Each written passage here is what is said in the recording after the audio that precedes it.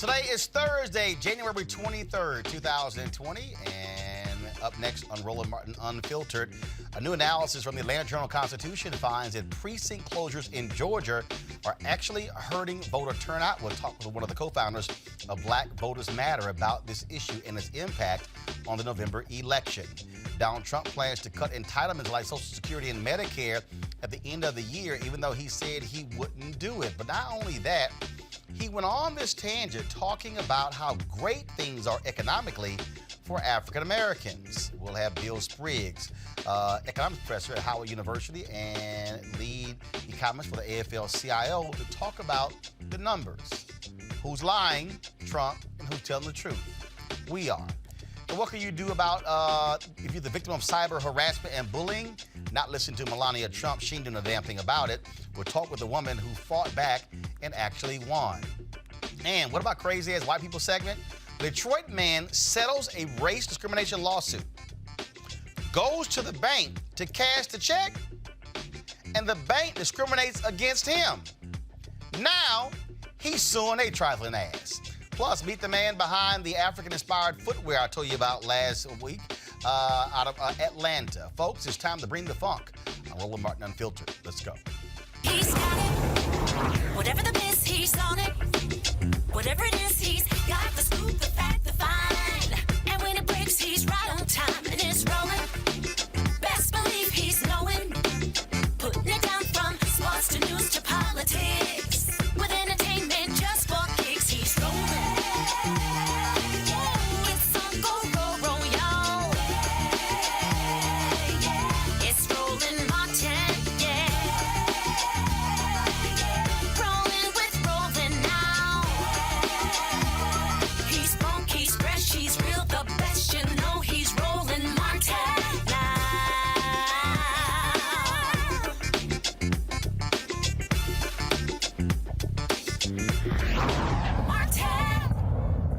A recent analysis by the Atlanta Journal-Constitution mapped Georgia's 7 million registered voters and compared how distance to their local precincts increased or decreased from 2012 to 2018. During that time, county election officials shut down 8% of Georgia's polling places and relocated nearly 40% of the state's precincts. The analysis showed that the further voters live from their precincts, the less likely they are to cast a ballot. Joining me right now is Cliff Albright, co-founder of Black Voters Matter. Cliff, this is the kind of voter suppression we have been talking about for years. Republicans sit here and they say, oh no, we aren't doing these things. We talk about voter ID, we talk about gerrymandering, but shutting down precincts and moving them further away, it is all about keeping people from being able to vote. You're exactly right, and that's why, and thank you for having me on, Roland. That's exactly why we're seeing that all of this has really increased ever since 2012, ever since the 2013 Shelby decision, of course, the gutting of the Voting Rights Act. It just so happens that when you look at these poll shutdowns, and it's not just Georgia, it's all across the country, but particularly bad in Georgia under the previous Secretary of State, Kemp.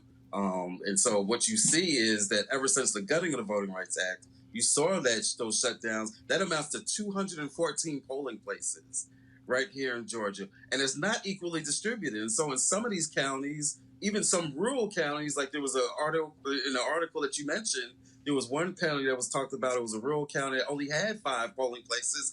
4 of them were shut down. In Randolph County, where we went with our Black Voters Matters bus, the blackest bus in America a couple of years ago, they tried to shut down 7 out of 9 polling places. So the way that this distribution is taking place and the populations that it's impacted is clearly a voter suppression tactic. And that's before we even get into the other piece of that, which isn't just the shutting down of the polling places, but it's also the relocation of other polling places. That also has a disastrous impact. Well, and in fact, if folks actually go to, I'm pulling it up right now, democracydiverted.com. This is a report done by the Leadership Conference on Civil and Human Rights. And there was a number of groups who put this whole thing together. And what they showed is that across the South, a total of 1,200 polling locations were actually shut down. Henry, if you go to my iPad right now, folks, this is the map right here, and you see. Okay, so you can't. I don't know why you can't see it, folks. Check that HDMI connection, please. I want to show this because again, this is what people need to understand. We're not just talking about just Georgia. 1,200 across the South, and so. A 50% decrease you see in the dark areas. You should be able to see it right now. 25 to 50% decrease, 10 to 25% decrease, 1 to 10% decrease. What you're not seeing on this map, increases.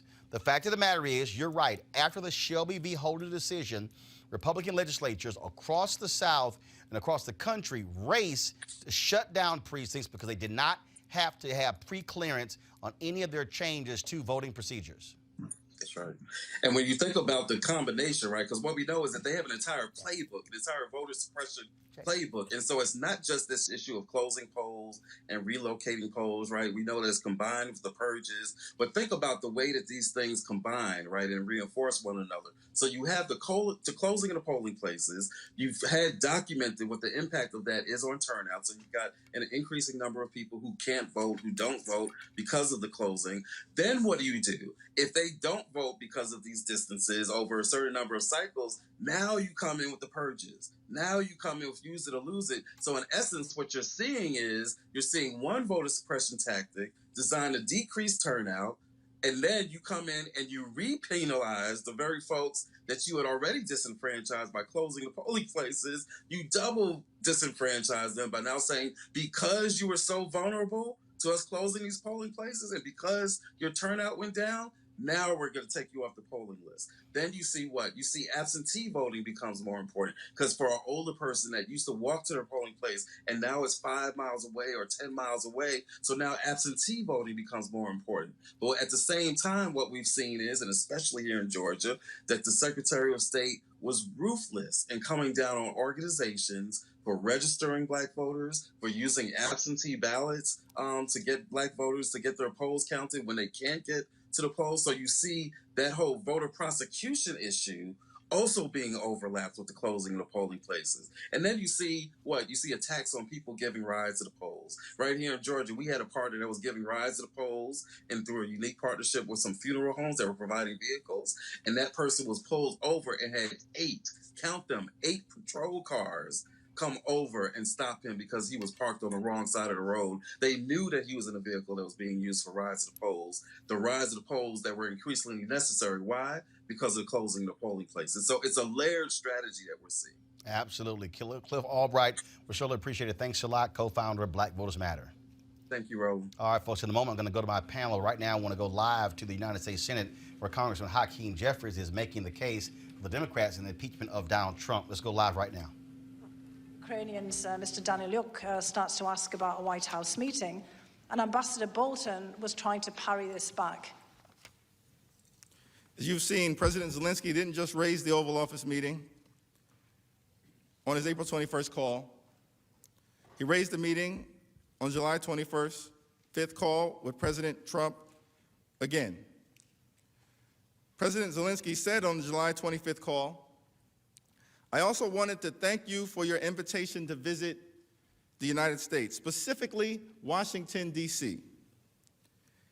After the July 25th call, the Ukrainians continued to press for the meeting, but that meeting never happened.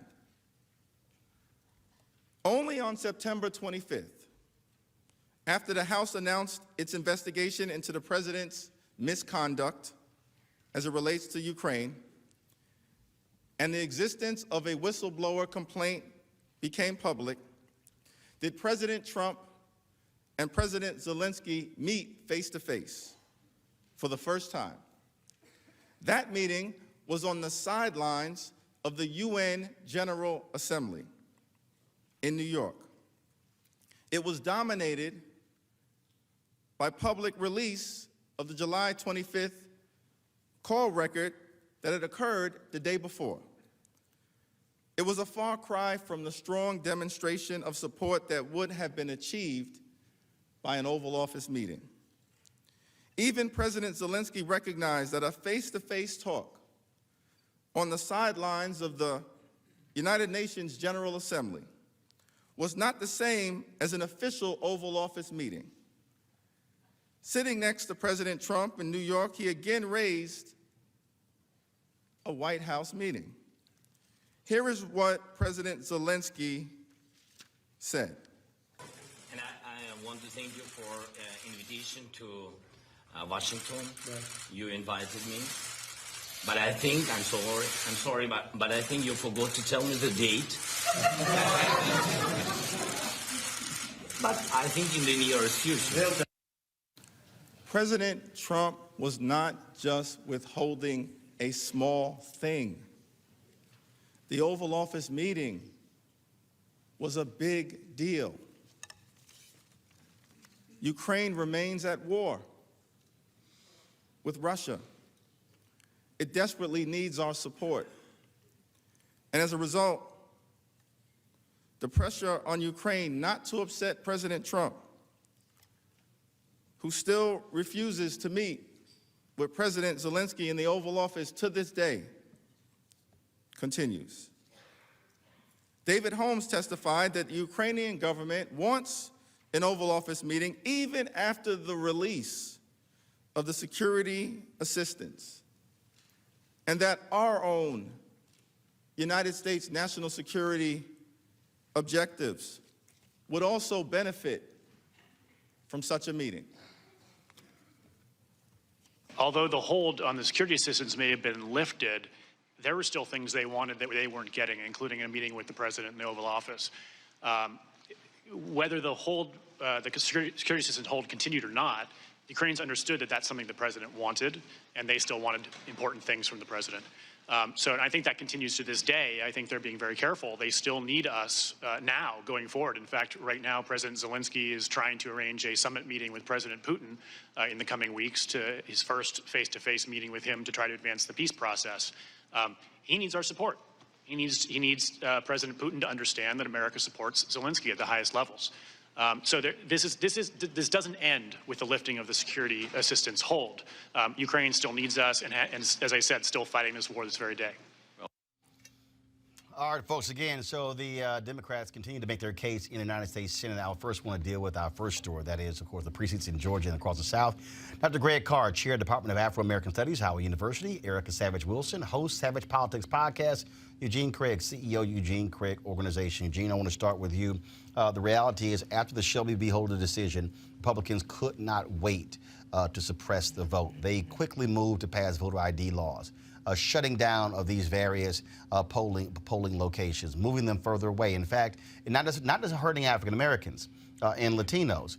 In Wisconsin, I remember in 2012, a clerk stated that she purposely moved an early voting location off of a college campus because she said too many of those young folks were voting Democrat. Yeah, I mean, it's the effort to hurt Democrat votes. Republicans know that. Look, they turned into a regional minority party. You know, 10 years from now, Republican Party is going to be a regional minority party unless they get their act together. And so what you're seeing is a full-on assault, you know, funded by dark money and, you know, bad money, if I could characterize it that way, to fund these efforts. And that's what you're seeing here. You know, they know that they can't win these constituencies, so the next best thing is to just make sure they don't vote or aren't able to vote or, you know, have a speed bump or 5 to vote. Greg, bottom line is that's what we're seeing here.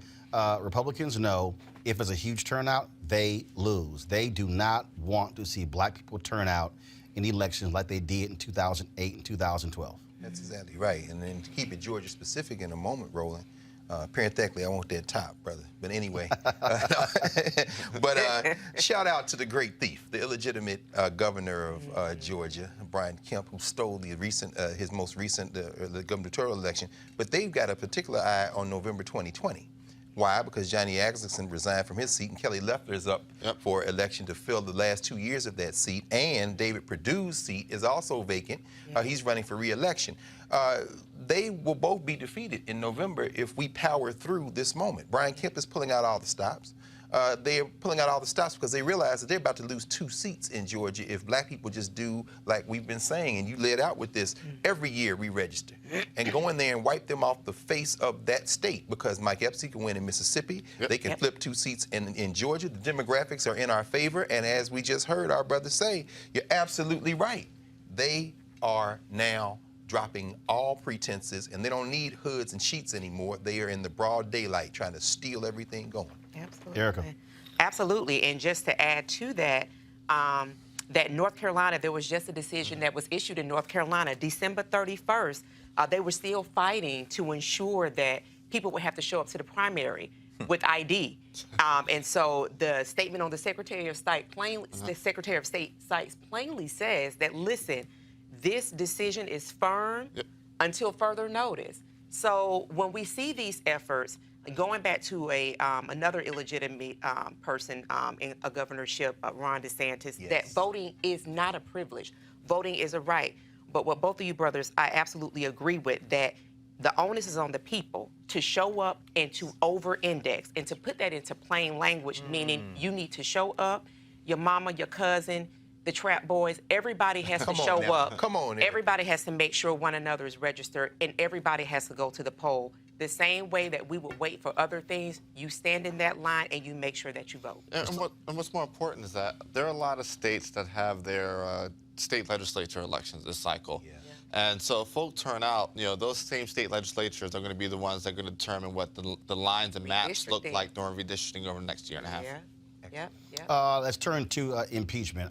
Eugene, I'm laughing because the Republicans yesterday forgot to bring their slides in the video. And I mean, I think it shows you the ineptness of the folks who were trying to defend Donald Trump. Also, Republicans are doing their best not to pay attention. They're supposed to stay seated for the entire time, many of them walking in and out. John Roberts refuses to hold them accountable, let them do whatever they want to. So it's laughable watching this whole deal and how they cannot in any way actually own up to what happened. So you have one senator who from Indiana who just said, oh, no, Trump did nothing. When Trump is in Davos saying, yeah, we held the documents, they don't have anything. The dude was admitting, we obstructed. And what's crazy is that these folk live their lives at this point so day to day, hour to hour, just trying to make sure they aren't pissing off Donald Trump. They aren't looking at the long-term ramifications of this, which you're probably going to see after all this is over. Look, we know that, Trump's going to be acquitted, right? It's like, I think the best definition of this is essentially having his frat boys, convict him of something that we know he did. We know Trump's going to be acquitted by the Republican Senate, but what's going to happen in the next 2 election cycles is you're going to see Susan Collins probably get booted. You're going to see Cory Gardner probably get booted. You're going to see Martha McSally get blown out by Mark Kelly. And that's just 3. And then you can run the gamut on pick one from people like Tom Tillis, any 2 in Georgia, and a litany of other races that are possibly McConnell, possibly Mitch. Cocaine Mitch could be gone. But they aren't thinking long term. They're thinking, hey, how do I not piss Trump off in this day-to-day environment? Not, hey, I'm on a daily basis pissing off voters that are going to remember this in 2020 election. What I tell people all the time is that, look, in 2018. You saw a record turnout for people having the first opportunity to vote against Donald Trump. What the hell do you think they're going to do when they have the opportunity to vote against Donald Trump himself, not just his party? Right. Yeah, they're not counting the cost. And I love what Dr. Jason said yesterday when he was on RMU. He said, whatever that is that Donald Trump has on them, bottle that up and sell it. So this short term, the other thing that I hope that people are remembering is something that I shared on Twitter the other day, is that you have a Roberts Court. This is the same person that's responsible for the 2010 Citizens United decision, and then you also have him responsible for the 2013 Section 5 gutting of the BRA.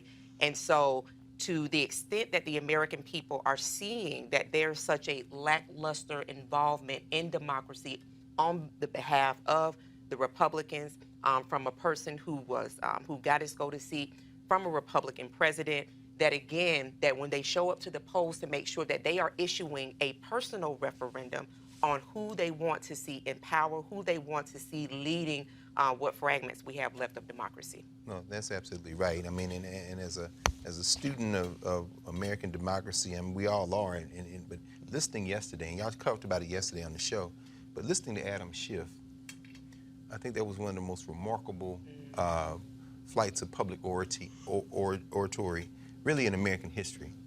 He was making a direct plea for the future of American democracy. Yes. And as we've just heard, as y'all both have just laid out, what we're really seeing on trial is American democracy. Yeah. And once it's broken, it's not going to be rewoven. America's a settler state. It was never a nation. It's a state with many different nations in it. Yeah. Once you have violated the principle that there is the law that holds us together, as Schiff said yesterday, there's nothing to stop anyone who has power from doing whatever the hell they want. Yep. And so what I think the mistake the Republicans have made, as you're saying, Eugene, is that they think perhaps they can overplay this, expecting that other people believe in American democracy more than them. No. No one really believes in American democracy. That social contract is only held together if the possibility that the law is above us exists. Once they've destroyed that, then it becomes, let's just get our people in. And as Schiff said yesterday, if it's a Democrat that comes in and says, I'm going to do everything by executive fiat, the Democratic Party then just says, can we stack the legislature to back our woman or back our man? Right. You've destroyed the idea of the rule of law, and that is what they're risking in the federal legislature. Even as Hakeem speaks and as Val Deming demonstrates, they're risking it all. Right. Or competing interests for that matter. You know, the Congress and the executive branch, the way our Republicans design is for them to clash. You should have competing interests. You should have competing powers. But what you're seeing, with the do away with the filibuster and the way, these folk, I mean, a lot of these folk even stood up the bush on things. They stood up the bush on things, and they're just rolling on Trump. It's sad to see. All right, folks. I want to talk about this here. And so I just saw this video here. So Elizabeth Warren is campaigning in, I think it looks like in Iowa. And this white man rolls up on her and is complaining about her proposal to pay off or wipe out student loan debt. I want to play this, and I want to talk about this because just here we go. My daughter's getting out of school. I saved all my money. She doesn't have any student loan. Am I going to get my money back? So you're going to pay for people who didn't save any money, and those of us who did the right thing get screwed. Of course we did. My buddy had fun, bought a car, went on vacation. I saved my money. He made more than I did. But I worked a double shift, worked extra. My daughter's below, she is 10. So you're laughing. Yeah, that's exactly what you're doing. We did the right thing, and we get screwed.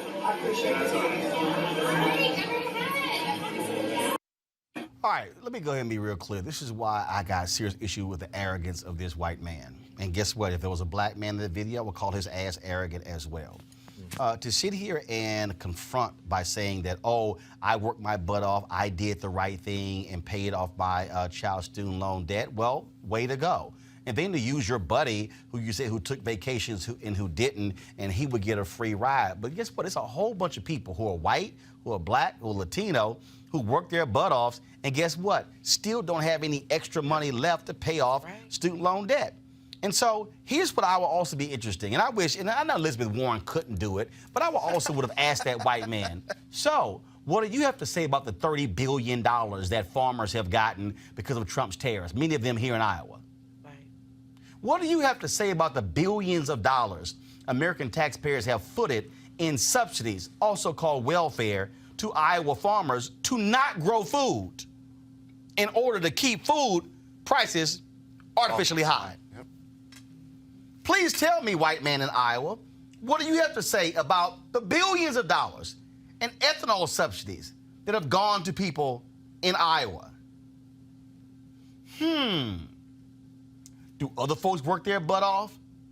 See, Greg, what bothers me with guys like him is that you could apply that to anything. You could apply that to the earned income tax credit. Yeah. You could apply that to anything. And so this whole deal of, do I get my money back? Well, guess what? It's a whole bunch of stuff that happened in the past that laws were changed. And so what do you want? You want to go back 30 years and say, can I get my money back? How about this one? Y'all got free-ass labor. My. My. Can we get our money back? My. Come on, See, if you want to go there, Yes. if you want to go there, No, but it bothers me. No. It bothers me where okay, you said you worked double shifts. Guess what? It's a bunch of people who wish they had a job where they could have had double shifts. Come on, brother. People take jobs sometimes at colleges, and I work at one of them, getting paid very low wages for the opportunity to have their children go there at reduced or tuition. In other words, no one is ever trying. People talk about free. Everything is subsidized. We pay taxes. So, I mean, and this is the thing. After we get past the white primaries, Iowa and New Hampshire, then we get into the real primaries. Yeah. And what is terrifying now, commercial news, entertainment, media, is that Bernie Sanders' numbers are not going down, they're going up. Is that Elizabeth Warren, even though she's dipped a bit, is still there. And that combined, those two represent a plurality of the voters, and that the younger you go in the demographic, the larger their numbers are. Why is that terrifying? Because there's a consciousness shift in this society. And that shift is around, really, the concept that if we're going to have a society, extreme wealth inequality is going to have to be addressed. This white man is irrelevant. His little state is irrelevant. His state receives subsidies from other states. Yep. States like Maryland, places like the District of Columbia that has no political representation in the federal legislature. So ultimately, his comments are fodder for news, entertainment, media. And it's infuriating, but ultimately I think we're going to see a shift as people say exactly what you're saying. We got to move toward a different type of government. But it also bothers me, Erica, because look, I've got some black people on my Twitter page who are saying, oh, you call this guy, his comments are dumb. They are dumb. Yeah. They're dumb in the sense that, okay, so you worked a double shift to be able to save money. How about the people who are the working poor, okay, whose children are the first generation to go to college? People who literally are going to college with $50 in their pocket. That's me, bro. All right? Not having enough resources to be able to eat. Look, my parents had 3 of us in college at one time. My God. My brother was a junior, I was a sophomore, sister was a freshman at one time. Parents never made more than 50 grand combined in their life and still had 2 sisters at home. Come on, Roland. So I'm sitting here going, so you're tripping because of a proposal. How about this? How about realizing that sometimes stuff is bigger than your trifling ass? How about realize that, you know what? You're dealing with $1 trillion in student loan debt, where what has happened is you're going to have kids and their kids' saddled with debt. And so her proposal is talking about using the powers, if she's president, to wipe 50 grand off. If you got $130,000 in student loan debt, and she wipes away 50, you still got 80. Yes, sir. Yeah, that's a whole salary for some people. How about that? And thinking about that, just there was a gentleman who was homeless, a part of that whole unfortunate sweep that they're doing on K Street, and he was very frank. He said, listen, you got to be honest. He was like, to live in D.C. proper or in the D.C. area, you've got to make at least 80 grand. He was like, so I'm where I have no choice but to be. So to listen to the audacity of whiteness, the same profile of a person that can be in a Virginia and march down a road with guns in tow and have police escorts and not have the police to tackle them down. I'm listening to him, and I heard that clip before, and I thought to myself, I was like, well, damn, that sounds like a lot of what happens in the black experience. And what usually has to happen is that, as you pointed out, your parents had 3 children in college at the same time. There's a way made. Somebody gets a second, third job. Somebody babysits. Somebody does hair in the house. So, you know, this kind of whining really does speak to why, number one, Iowa needs to not be one of the first states that a primary is held in. You have a 90+% folks that are white that live in that are supposed to speak to the lived experiences of America. Please, that ain't even it. And then number 2, you have people that stay in lenses that really are, when you look at it, they're people that are in more unfortunate situations that have to make a way. So this, for me, was just white male whining at its finest. But you know what? Here's what's interesting, Eugene. I was watching the Some 30 for 30 documentary about the cheating scandal that took place at some of the city colleges in New York. Oh, yeah. You know people don't realize? you used to be able to go to college for free in New York. Oh, no question. How many people were able to get a free education, going to city schools in New York? Yeah. And so, what? See, this whole idea somehow, oh my goodness, that's not right, that's not just. All right, dude is mad because he saved money to pay his kids' debt off. All right, so are you upset with the GI Bill? Mm. Are you upset if soldiers are able to go to college at reduced rates? See, the problem with this whole deal of, well, this is just me and my life, you act as if there's nobody else out there. As if there's nobody else out there working hard, okay? If you have a job that's paying you $9 an hour, and you go get you another job that's paying you $7 an hour, that means you've now got two jobs paying you a total of $16 an hour. Right. I'm sorry. Please show me how you have the capacity to live off of that and save money to be able to pay your child's debt off. This is whiteness. That's what this is. Yep. And guess what? There's a reason why black kids have twice as much student loan debt as white kids. Yep. No, I agree with you. I mean, look, you know, this guy wants to live in reality. Let's talk about some things that are slightly more expensive than, you know, wiping out student loan debt. That, you know, I'm pretty sure he has no problem paying. Like, hey, let's increase this defense budget almost to $1 trillion per year. Or, hey, let's, you know, kick in, you know, more than just the $30 billion that they've gotten in relief. That's not the actual subsidies that's gone to Iowa farmers or middle America farmers. Let's talk about, you know, subsidies that's gone to green cars that, one more time, benefit states like Iowa. Let's talk about, you know, all the dollars that go out of states like Maryland or California or New York or the big blue diverse states that, you know, hey, states like Iowa and New Hampshire tend to scoff at because, one more time, they're big blue and diverse. Okay, but here's the deal right here. I'm pulling up right here. Again, just so people... the $2 trillion we spent in Iraq and Afghanistan. So understand, in terms of farm subsidies... Break it down. Okay, these are just facts. Farm subsidies, total USDA subsidies from 1995 to 2019. Number one, Texas, big-ass state, got $37.5 billion in farm subsidies. What's number two? Iowa.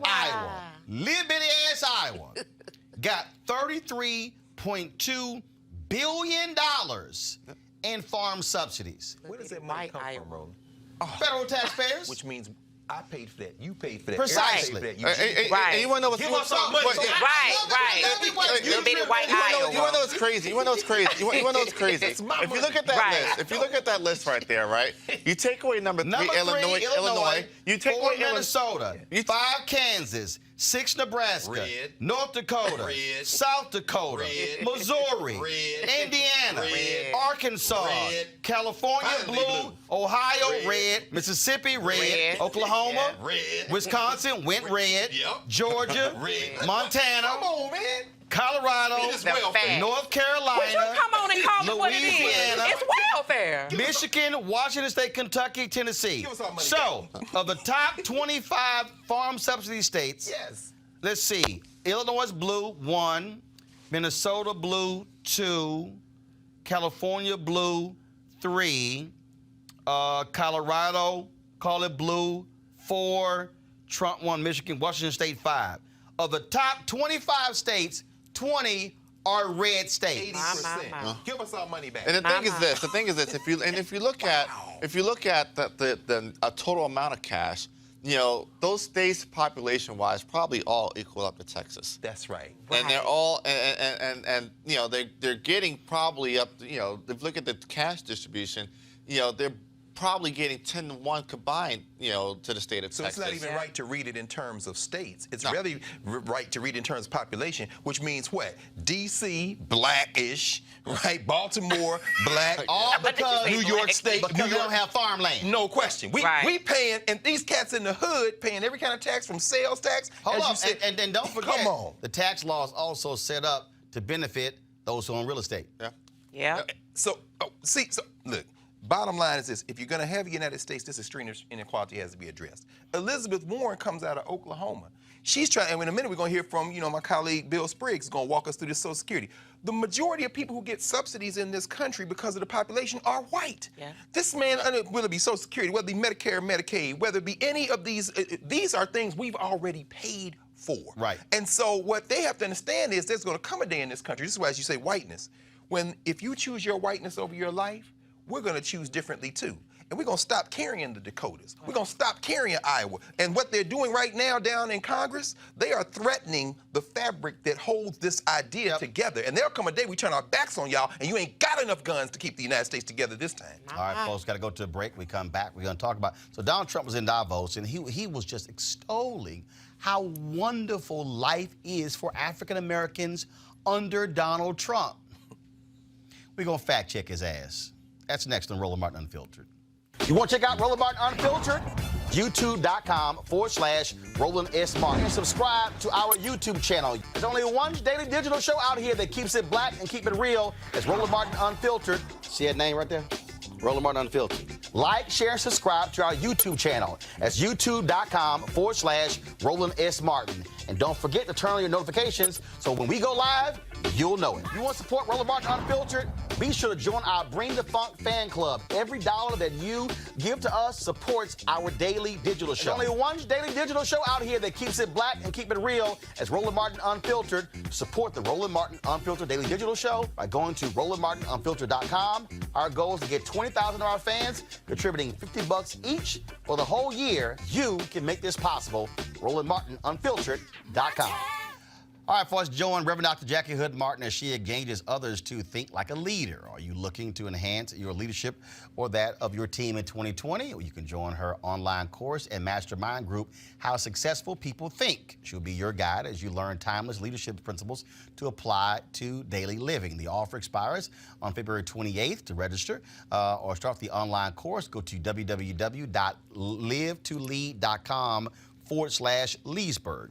Livetolead.com/Leesburg. Again, it is it's an online leadership course that you want, and it's called How Successful People Think. And so the deadline is February 28th. And so livetolead.com/Leesburg.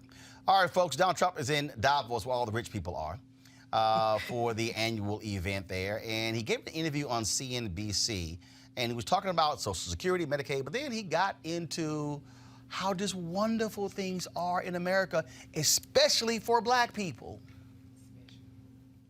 I dare. One last question. Go ahead. Entitlements ever be on your plate? At some point they will be. We have tremendous growth. We're going to have tremendous growth. This next year, it'll be toward the end of the year. The growth is going to be incredible.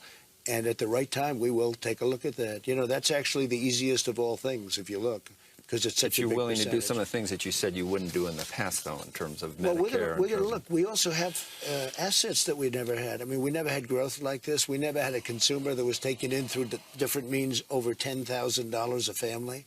We never had the kind of things that we have. Look, our country is the hottest in the world. We have the hottest economy in the world. We have the best unemployment numbers we've ever had. African American, Asian American, Hispanics are doing so incredibly, best they've ever done. Black, best they've ever done. African American, the numbers are incredible. The poverty numbers, the unemployment and the employment. There is a difference, actually. But the unemployment and employment numbers for African Americans are the best we've ever had. You know, we just came up with a chart, and it was a very important number to me. African American youth has the highest by far unemployment, the best unemployment numbers that they've ever had, and the best employment numbers. Right now we have almost 160 million people working in the United States, and we've never even been close to that, Joe. All right, there's a reason I use the hashtag Trump Lies Matter, because you saw lots of lies there. You heard what he had to say about Social Security, but you know there's always a tweet or a series of tweets whenever he talks. Pull up the first one, please. This was what he said. I'm going to save Medicare and Medicaid. Carson wants to abolish, and failing candidate Governor John Kasich doesn't have a clue. Weak. Really? You're going to save it? Like you said, you save HBCUs, huh? I was the first and only potential GOP candidate to state there will be no cuts to Social Security, Medicare, and Medicaid. Huckabee copied me. Still lying. The Republicans who want to cut Social Security and Medicaid are wrong. A robust economy will make America great again. Another lie. That's what happens. But really what was bugging the hell out of me was how he was talking about how great things are for black people. Joining me now is Howard University economist, Dr. Bill Spriggs. Doc, glad to have you here. I want to show you this here. This is from this report dealing with 5 facts reveal the current crisis in black home ownership. Go to my iPad, please, Henry. Number 1, the current 30% percentage point gap between black and white home ownership is larger than it was in 1968 when housing discrimination was legal. If black home ownership rates were the same today as it was in 2000, America would have 770,000 additional black homeowners. Home ownership is lower for black college graduates than for white high school dropouts. Number 4, black borrowers are less likely to meet the traditional credit standards necessary to qualify for a mortgage. Number 5, 17% of the black-white home ownership gap can't be explained by identifiable factors. But I thought stuff was just so great for black people. Well, they aren't. The labor market, so let's be clear about the labor market again, because he's made this claim repeatedly. If I just did a straight line for the 8 years before he became president and said, what is black unemployment going to be? It's going to be about the same as it is right now. It would be a little lower. So this is the rooster claiming I made the sun come up. It was going to happen without him. His claim is I didn't mess it up. That's his claim. Now, in terms of the share of black people who have a job, we haven't gotten that back. We have got the share of people who had a job back to 2008, but the record was in 2001. So we're not there.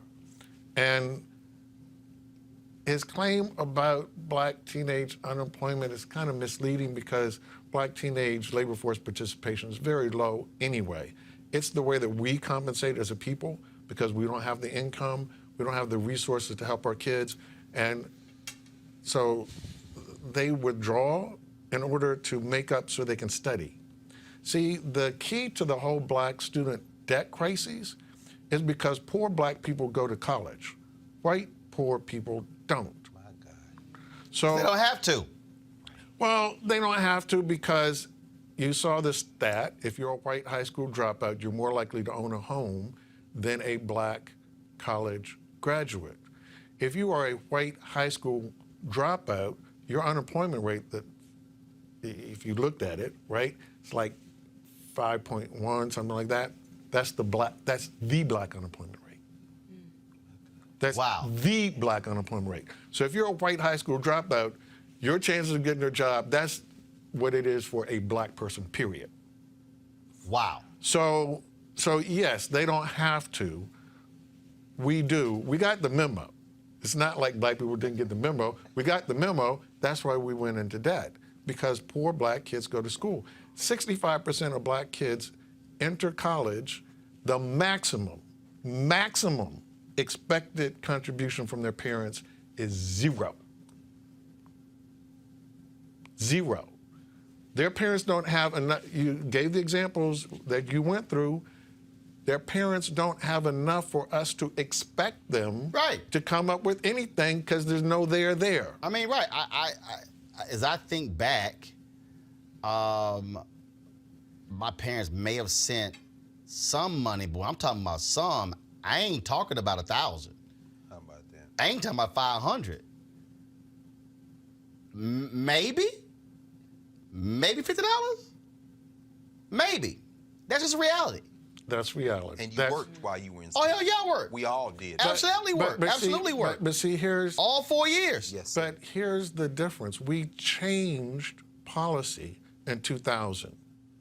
This generation, the reason why it's $1 trillion and everybody's talking about it is because if you look back in history, this is unique. This 10-year period, 20-year period, it stands out. It's not any other period in American history. Why? Because our previous deal before 2000 was America invested in public higher education, so it was affordable. Right. So you didn't go into debt.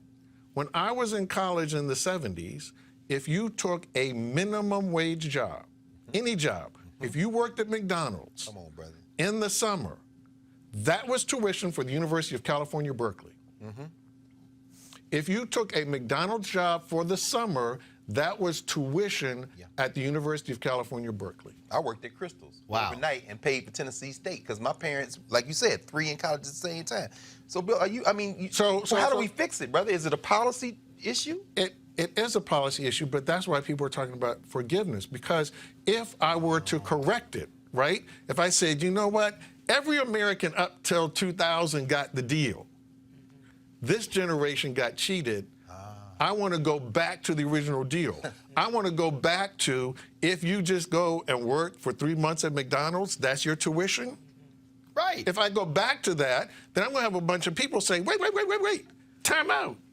That wasn't my deal. My deal was you borrow $60,000. Right. And then we're talking about the cuts. It wasn't just federal cuts. You also saw state cuts. That's state cuts. It's the state cuts that were huge. State cuts in public education. Then you had, because of state cuts, dramatic increase in tuition. And so as a result, haves and have-nots. And so the thing for me, again, I want, because Reverend Barber sent me this, because again, when Trump is touting just how wonderful things are for black people, this is what he tweeted the other day. He said, Mr. President, this is not, Trump was tweeting about, Trump had sent out a tweet where he said, let me go ahead and plug it in so y'all can see this. Henry, let me know if you you should be able to see, do you see it now? Let me know. Trump tweeted about on MLK Day, it was exactly 3 years ago today, January 20th, 2017. Do y'all see it? That I was sworn into office, so appropriate that today is also MLK Jr. Day. African-American unemployment is the lowest in the history of our country, by far also best poverty, youth, and employment numbers ever great. Reverend Barber says, Mr. President, this is not true, and the prophetic tradition of MLK contradicts your lie.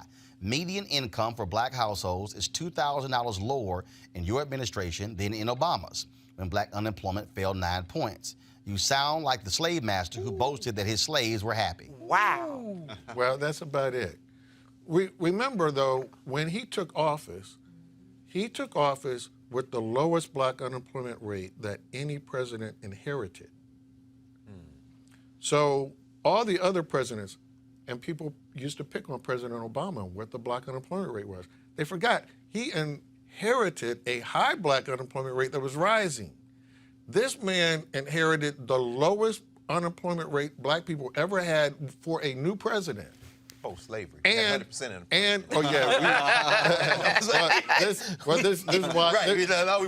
Exactly. This is why I always get on people by the job guarantee. 100%. Question. You know, we had a job guarantee. We had a job, right? We decided that didn't sound so sweet. No question. So he already the score is 99-0.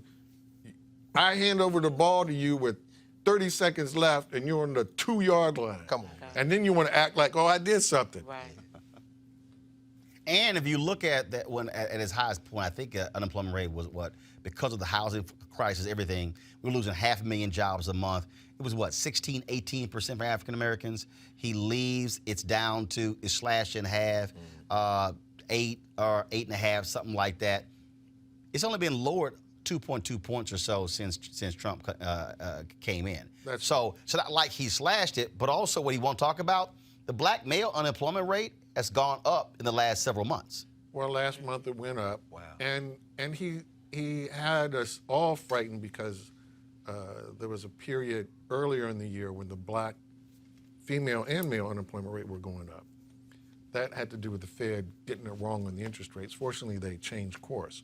But he's not had a smooth decline. It's not been every month, we're doing better.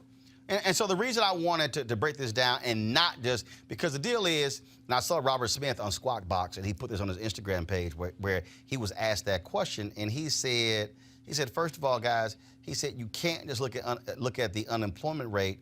He said because the question is, are you making money to be able to build wealth? Yeah.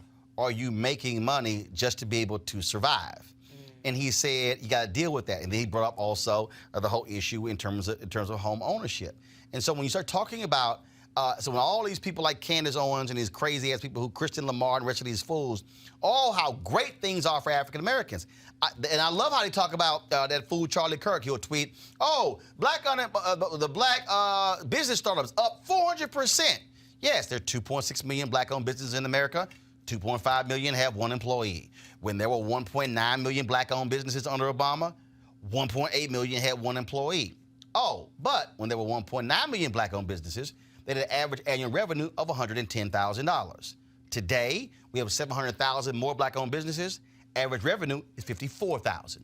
So you can't get excited saying, "Oh, 700,000 new black-owned businesses," doing half the revenue of the previous number, and you're still stuck with largely one employee. It's called the hustle. And Make it plain. And so that gets counted as employed.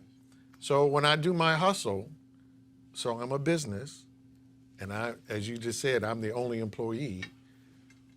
If there are no jobs for me as a tailor, and I decide my hustle is going to be, I'm going to open up a tailor shop, there are no jobs for you as a tailor, right? Oh, wow. But I'm going to start a tailor shop. Right. Like, wait, time out. Right. Like, this can't be in demand. Right. So this is the crisis. But as you point out, and you asked me about his getting cornered on Medicare and on Social Security, he had promised everybody, and you talked about $1 trillion debt and people forgiving the $1 trillion debt. He increased the deficit with his tax cut by over $1.5 trillion. Yes, sir. Giving it to the richest corporations, the richest people on the planet. And we were told as American workers, oh, look, the reason y'all can't get a wage increase is because your bosses who have record profits still can't afford to pay you because they're paying so much in taxes. Right. So we're going to give them a permanent tax cut. And with that tax cut, y'all going to get a wage increase. And before it even passed, 2/3 of the CEOs said, "No, we not. We doing shareholder buyback." And that's exactly what they did. And real wages last year, flat. Yep. Flat. No one got any more anywhere. Real wages stayed flat. There you go. So we didn't see it. Now, because of that deficit, he has a reckoning.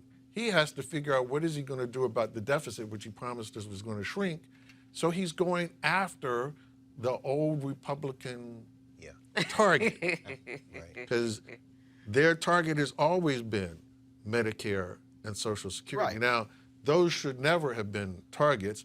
If you hadn't spent $1.5 trillion giving it to the richest people on the planet, we wouldn't have this discussion. But that's also the setup that also when you see a Senator Amy Klobuchar fall for the trap in the last debate where she talked about, oh, we got to do something about, Social Security and Medicaid and the debt.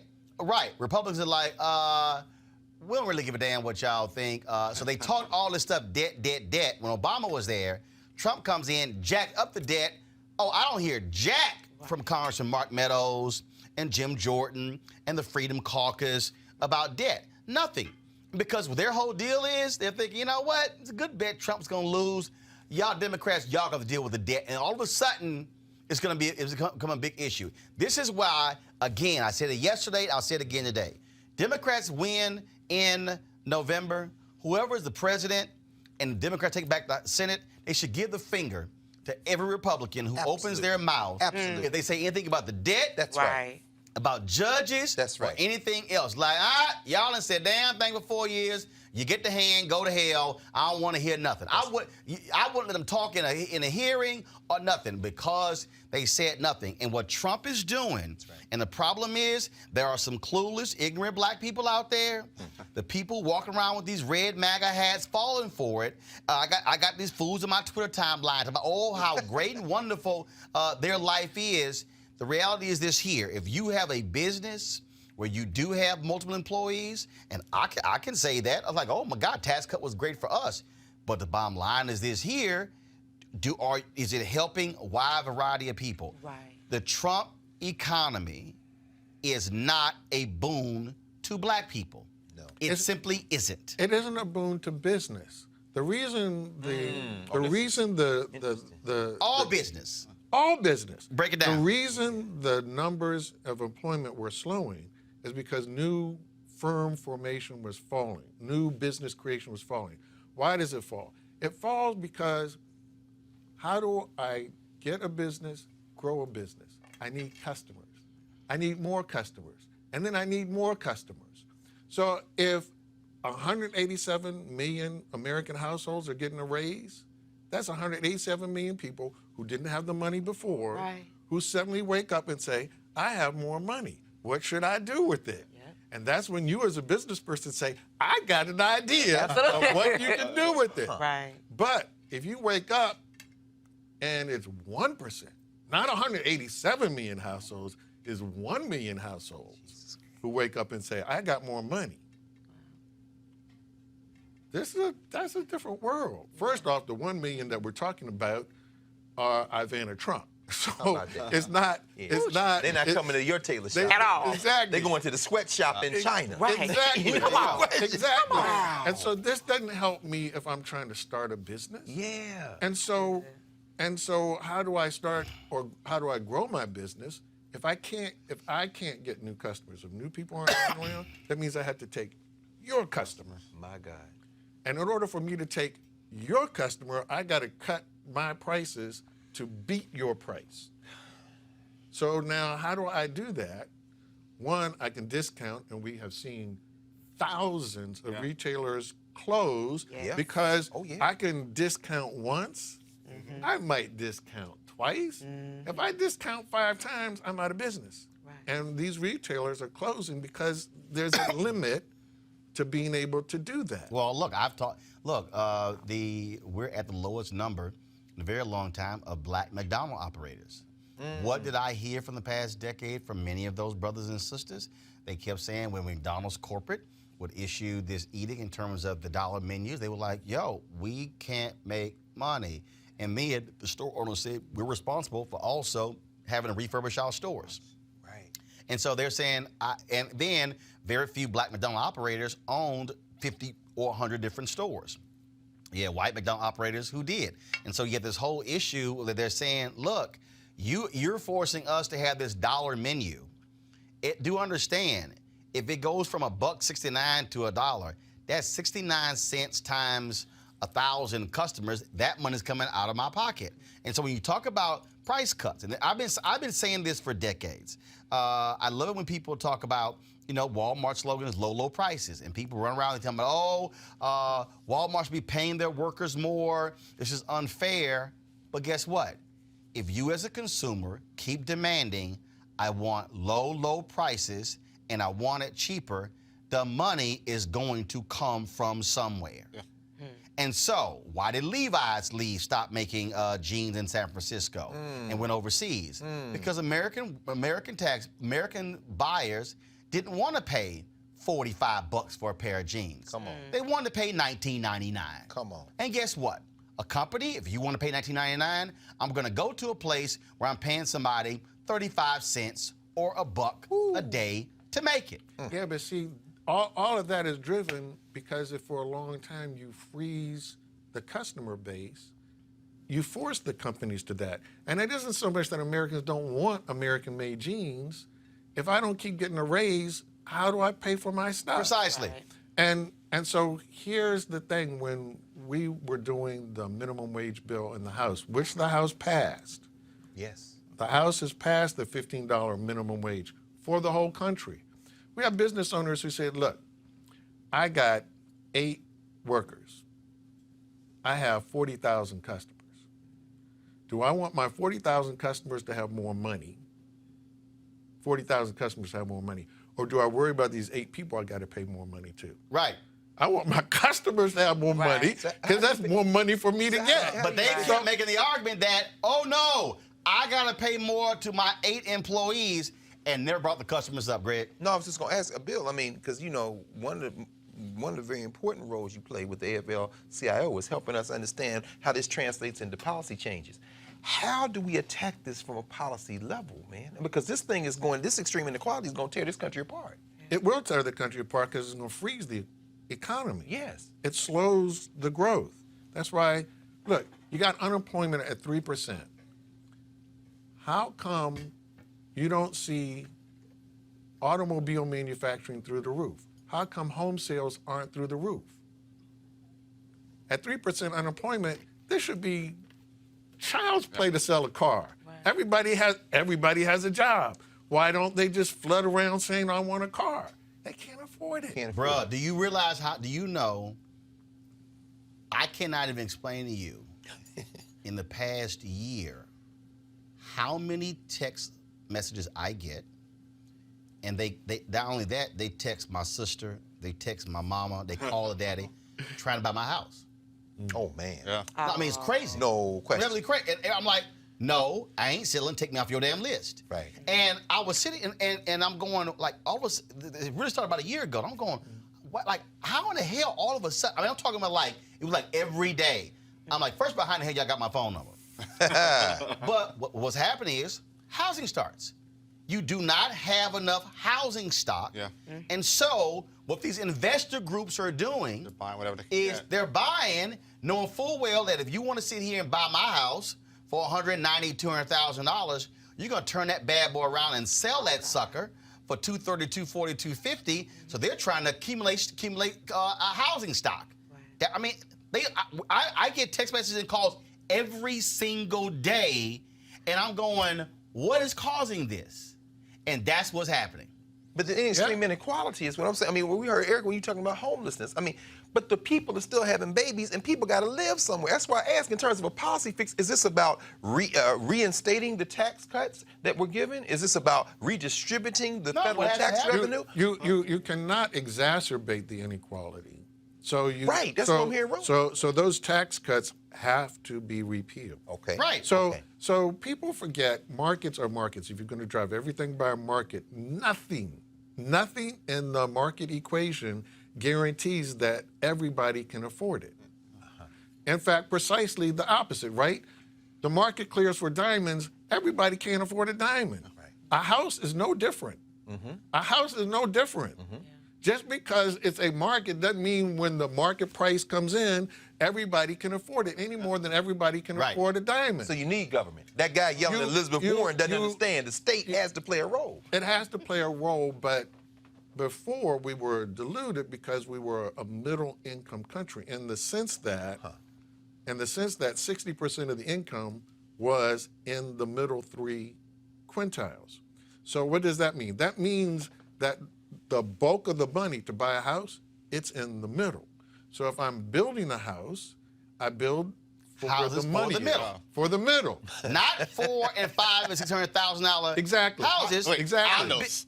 Right. Oh, right. Condos, $400,000, $500,000, $600,000 condos, not even full houses. Yeah. So now over half the income is in the top 10%. My God.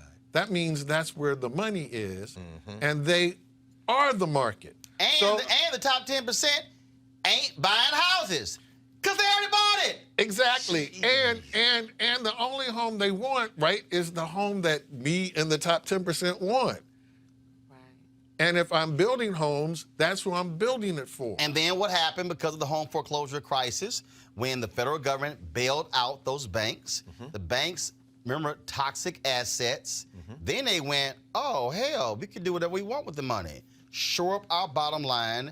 We gonna hold onto these homes, and then what did they do? They sold lots of 25 and 30,000 homes to hedge funds and private equity, and those folks ain't selling the homes. They're making folks become renters. So people are actually paying more to rent those homes than what they will be paying to actually pay a mortgage, and they sitting here making off like a fat rat because you ain't got a choice because you can't buy a home elsewhere because you can't afford that expensive house. And so we bailed their trifling asses out. They turned around, did nothing with those assets, and now are making money off people being renters. And so what is happening is, that's why you got this weird thing happening now where folks they're complaining about the Ubers of the world, but people are saying, I can't afford to buy a car. Okay, I can't afford to park anywhere. I can't afford to park in downtown because it's too much. And so we are essentially a country that if you are not 100,000 or more, you are absolutely screwed. And to your point, you have to look at just the pure numbers. If that represents only 10, 15% of the population, what you gonna do with the other 80, 85? This is the question. This is the question. And 90. That's, and Trump and his tax policies don't give a damn about those people. And that's why all these red states run people running around. I'm like, y'all, 10% of Wisconsin dairy farmers have declared bankruptcy. Yep. I'm like, so your life is better under Trump than it was Obama? We handed out $30 billion in welfare to farmers. And Trump says he might do another $50 billion because he's basically buying their votes. Well, this is the problem. Last point, go ahead. But it's the problem when you collapse the middle income. So, yeah, it's hard to be a dairy farmer because those are the people who buy the milk. And you've already squeezed them. So, yeah, they're going to have problems. You cannot have this level of inequality, and you can't sustain it. Right. This debt. And also, real quick, you talk about the milk thing. And I know somebody may be thinking, Roland, makes no sense. The cereal companies are now in trouble. Oh, Yeah. Yeah. Why? Because you can't afford milk. Ain't nobody eating no damn cornflakes and water. Well, Michael Irvin and them used to do it in South Florida. But it's one of those things that people don't understand. Don't understand it. If you can't afford milk and you stop buying milk, you're not going to buy cereal. No. And those cereal companies are complaining about, guess what? They're losing dollars because folks ain't buying cereal. That's exactly it. That's exactly it. And so we can't, as a country, do it. This student debt is key to understanding the whole inequality thing. Because when you say the colleges are going to be driven by tuition, that means who has money. That's right. So I'm going to run my university for the people who have money. There you go. And what will the tuition be? What the people who have money can afford. So there's no surprise that at the University of Michigan, more students are from the top 1%. This is a huge university, the University of Michigan. Right.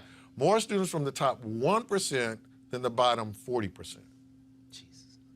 There's a reason for that. And that, if it continues, further exacerbates income inequality. Exactly. Because you're not giving folks in the middle and lower classes an opportunity to be able to get those degrees, to be able to put themselves in a different tax bracket in the next generation. And you already played the debt trick. You can't get people to do $1 trillion in debt again. You can't. It's not possible. Nope. It's not possible. Right. Dr. Bill Spriggs, we appreciate it. Thanks for breaking it down for us. This is why we have this show, because trust me, you're not going to hear this conversation on CNBC or Bloomberg or Fox Business, because that's just the real deal there. We appreciate it. Thanks a bunch. Got to go to break. We're going to come back. We'll talk to a woman who dealt with cyberbullying and how she won. Also, a brother started his own black apparel company. Remember the sneakers I showed you last week? Well, he's here, and they do more than sneakers. We'll talk to him as well. You're watching Roland Martin Unfiltered. Back in a moment. You want to support Roland Martin Unfiltered? Be sure to join our Bring the Funk fan club. Every dollar that you give to us supports our daily digital show. There's only one daily digital show out here that keeps it black and keep it real as Roland Martin Unfiltered. Support the Roland Martin Unfiltered daily digital show by going to RolandMartinUnfiltered.com. Our goal is to get 20,000 of our fans contributing $50 each for the whole year. You can make this possible. RolandMartinUnfiltered.com. You want to check out Roland Martin Unfiltered?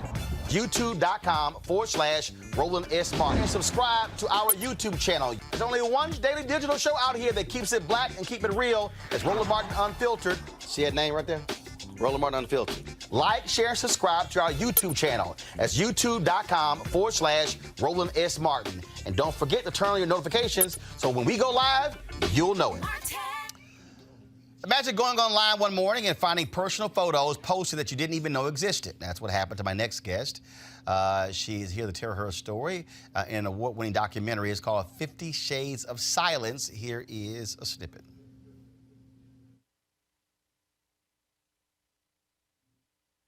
My life was completely changed in a swipe. Never felt anything more humiliating. my naked body exposed for the world to see. I'm so afraid. I'm so unsure. It's so vulnerable. My ex-boyfriend began texting me nude photos that he had taken of me while I was asleep, and then he loaded them onto a website, exposing my private parts, inviting my family and business colleagues to view them, violating me. I was cyber-raped. Revenge porn, cyber-stalking, and cyber-harassment has become the new normal in a society obsessed with social media. Too often, people have found that there's very little they can do about it. Dareth Chisholm joins us now to tell us how she fought back and won and how anyone can do the same. Dareth, glad to have you here on Roland Martin Unfiltered. Look, people are in relationships. People are men and women, and audio. Can you hear me? Dareth, can you hear me? All right, so so please fix her. All right, so fix her audio. So let's do this here. So let me know when her audio is fixed. What I want to do is right now I'm going to bring in my next guest. Let's go ahead and seat him, please. I told you last week, folks, I showed you these shoes I had on. Greg Carr, of course, he tried to steal them from me. He tried to steal me, and he tried to take them from me. So I want to put up. So this here is a photo. This is a photo of the 3 pair of shoes I was sent. And again, so I want to go ahead and talk to my guest here. And I'm going to go back to Dareth in just one moment. So for you, tell me we have Dareth. Okay, so just hold. So Dareth, are you there? I'm here, Roland. Okay, now we got you. So I'll talk about the footwear company after the interview with you. So first and foremost, a lot of people are in relationships. They date people, they sex, they send photos, things along those lines, and they never think that when the relationship is over, that person will break that trust and break that circle and post their stuff online.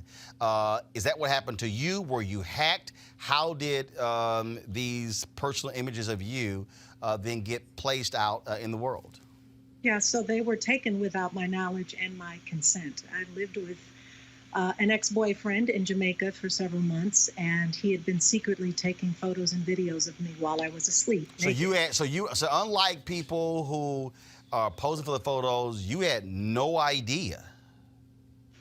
No idea. And in addition to that, he also took other photos and videos, and he created harassing memes and additional content. And he did this all with the intent to do what he called silence and destroy me when I decided to leave the relationship.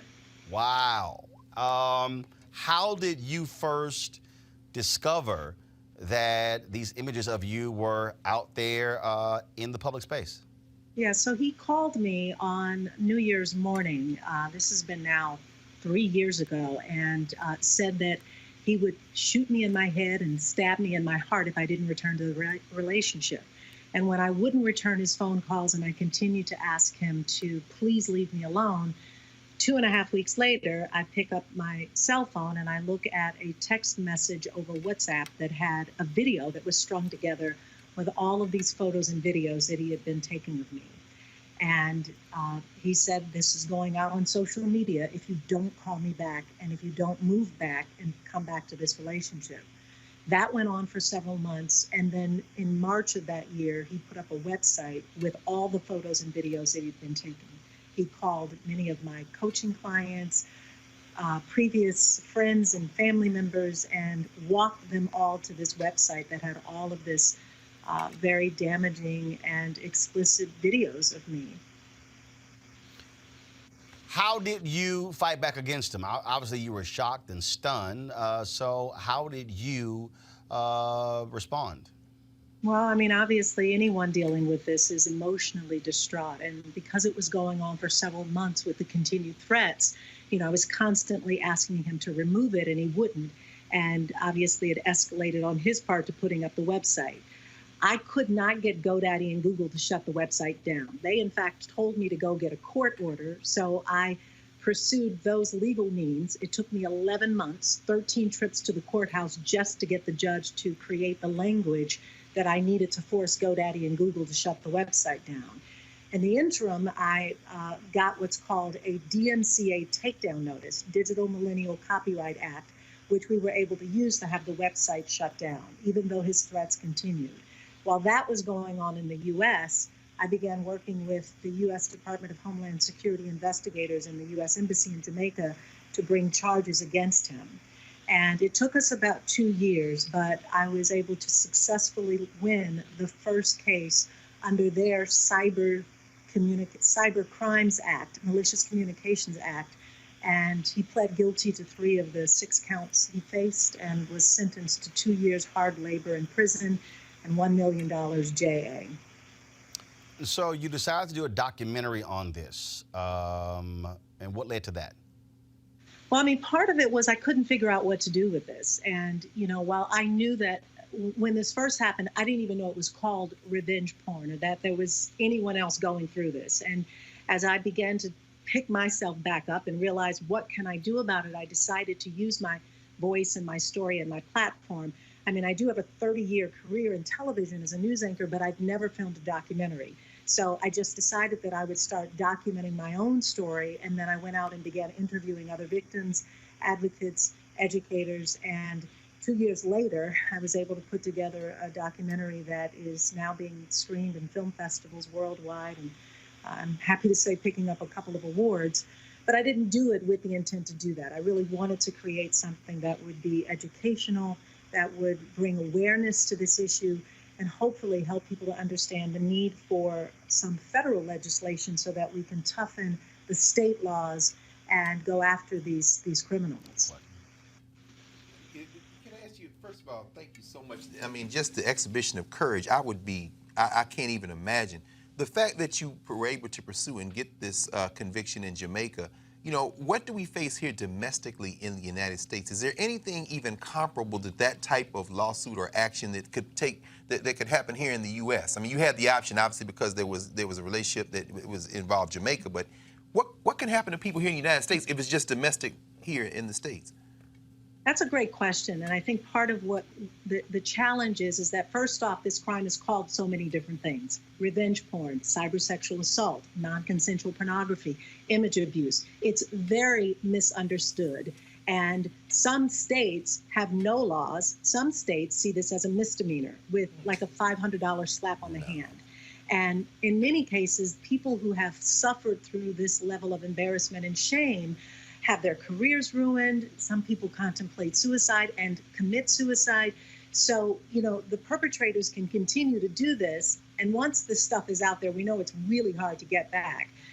And victims really, they spiral into depression and spiral into shame, which is part of the reason why I really wanted to make sure that people understand that ending this silence is really a first step for victims, but then giving them voice and dignity is important. What we've been fighting for is a federal bill, and currently there are 2 federal pieces of legislation that right now are being considered. One is called the Enough Act by Senator Kamala Harris, and then the other one is from Congresswoman Jackie Speer called the SHIELD Act. If either one of those were to pass, we would at least have a federal law in place that hopefully would put some teeth in what the states have, which, as I said, they're flimsy at best in terms of real persecution. Thank you. So just want to first start off by saying definitely want to applaud you for your courage and for your bravery. And just reading your story really did evoke a lot of emotion. And so you noted that you had coaching clients. Have you been able to utilize your experience, you mentioned your documentary, in a way to coach and teach people who may be unfortunately experiencing revenge porn, cyberbullying as well? Yeah, I was first off able to utilize some of my own coaching skills to get through this. I mean, I'd never faced anything as challenging, as humiliating, as embarrassing as this. And I, what I was trying to protect was my public persona, my years in television and my career. But on a personal side, it obviously was stripping me away of all of my sense of dignity.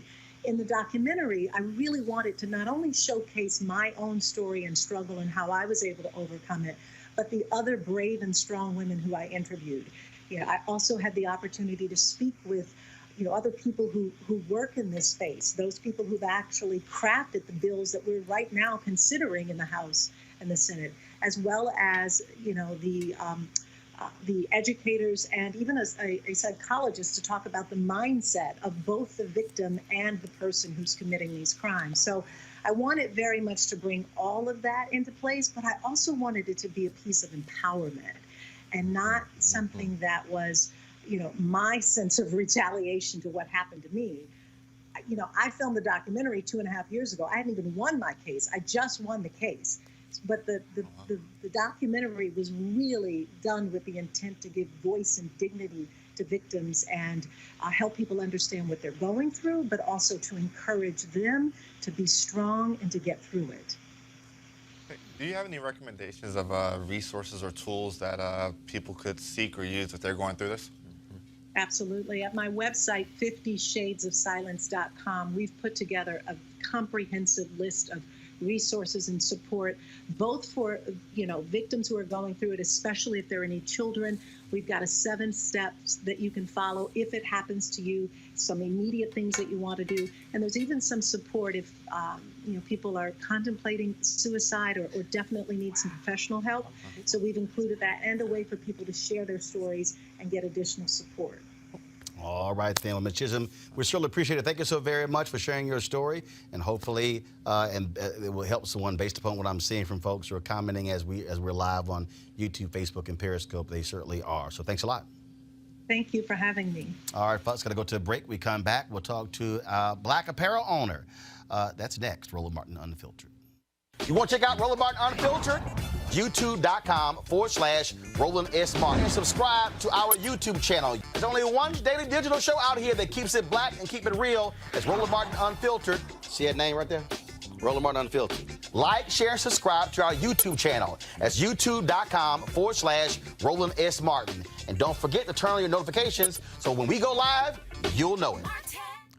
All right, folks, the Congressional Black Caucus, they are calling for a national emergency meeting of black leadership. It is called the Future of Black America, a call to action. It's a 2-day conference taking place February 3rd and February 4th. Now, February 3rd will be taking place at the Hyatt Regency Washington Capitol Hill.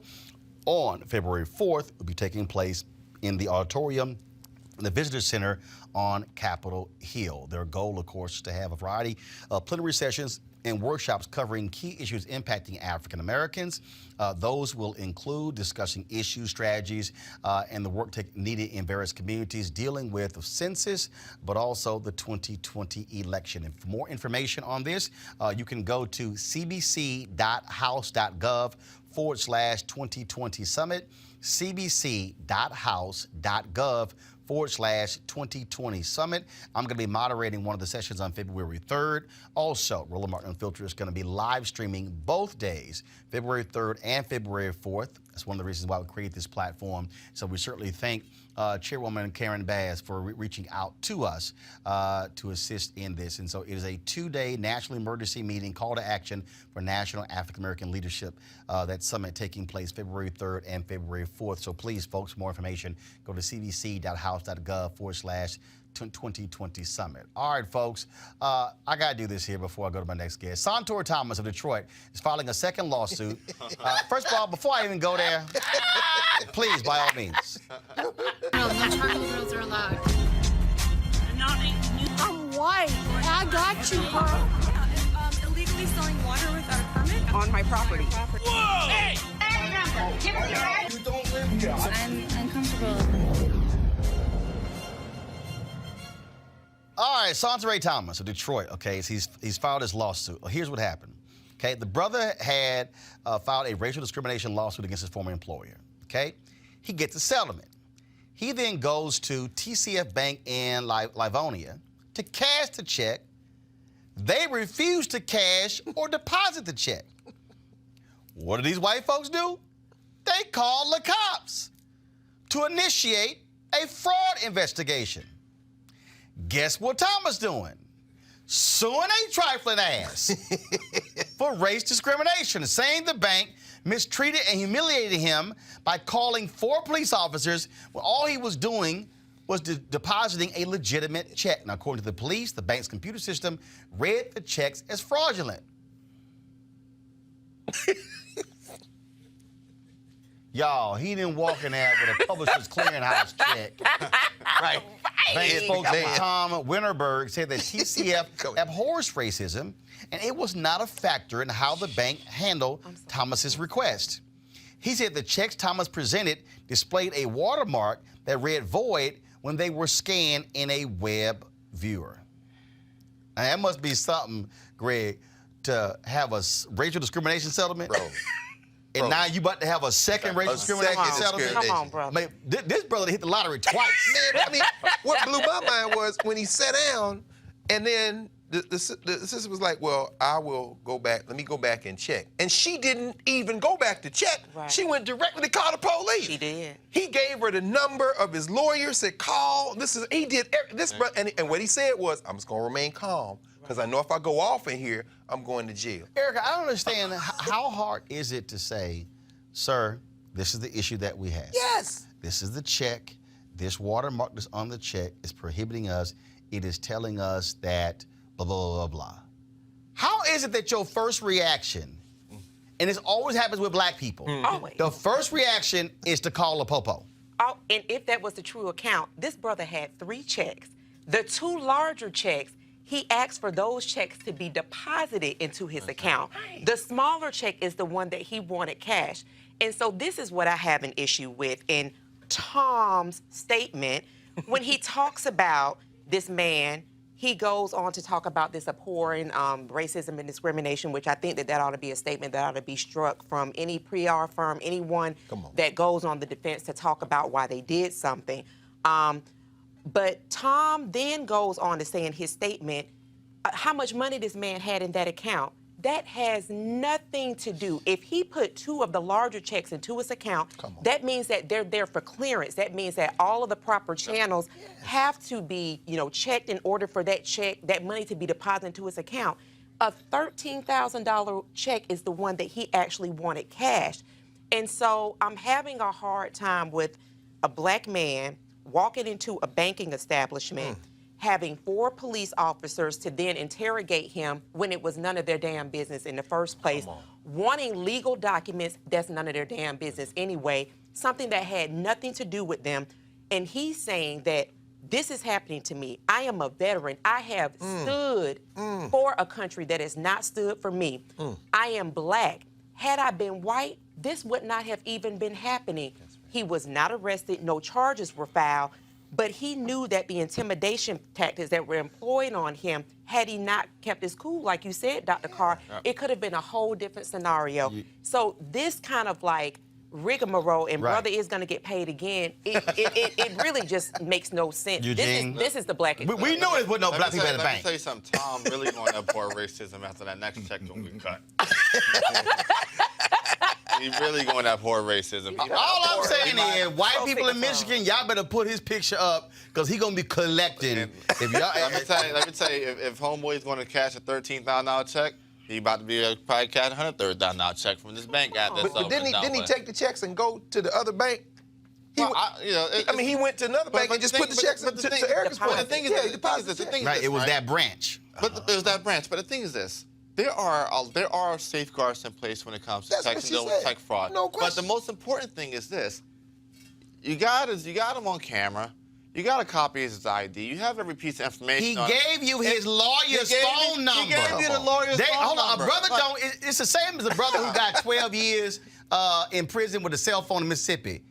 Ain't nobody who trying to do wrong gonna give your ass the phone to charge you if they thought it was illegal. That's right. That's just how crazy it is. But I keep telling you, I appreciate all you crazy ass white people for what y'all do. First of all, I want y'all keep messing with black people, y'all gonna get fired.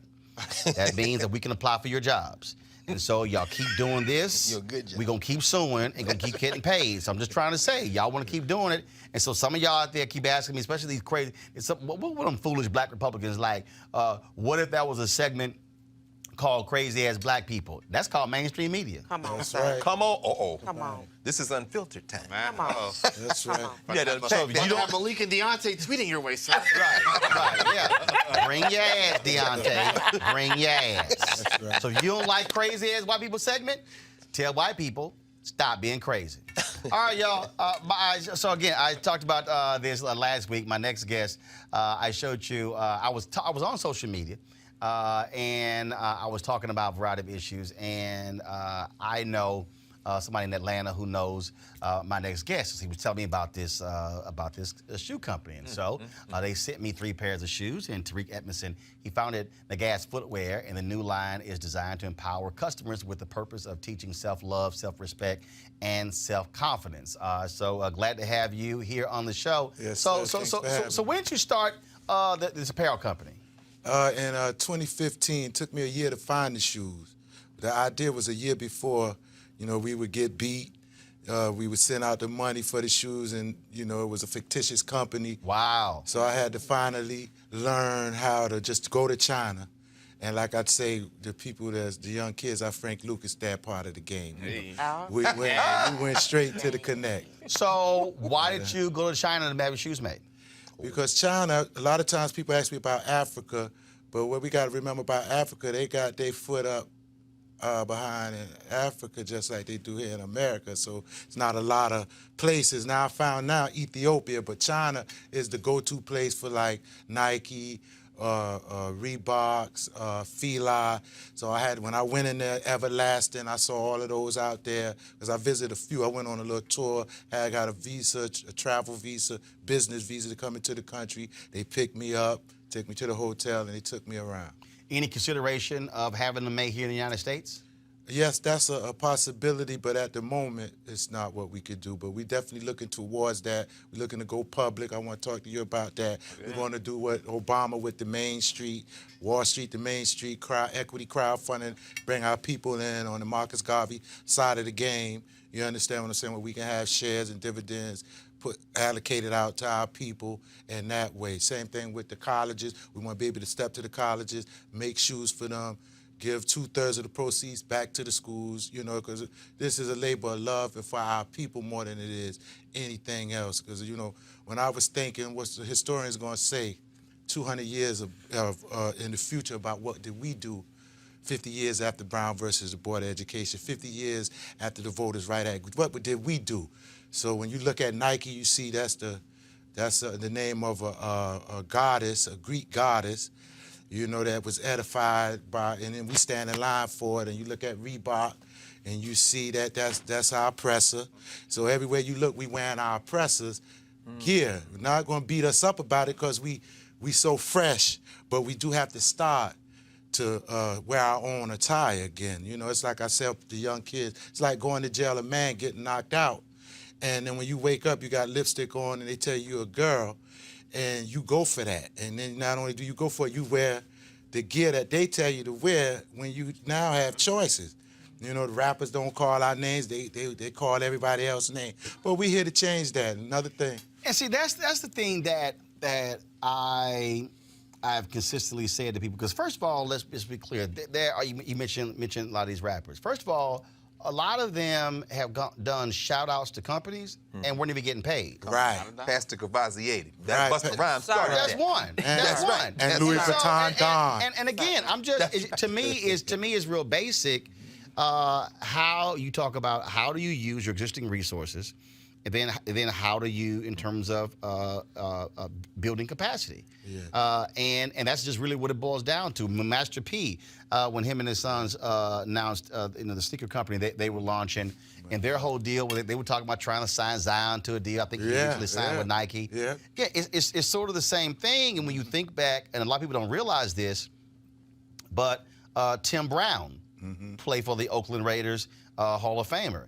People don't realize Tim had his own sneaker company. Right. Now, the NFL would not allow him to wear his own sneakers because it was not one of the official companies of the NFL, but Tim had his own sneaker line all the years he played in the NFL. That's all right. I didn't know that. That's one to grow on. But so help me, because, I get, as Roland said, I get the China initially, because that's where the market is.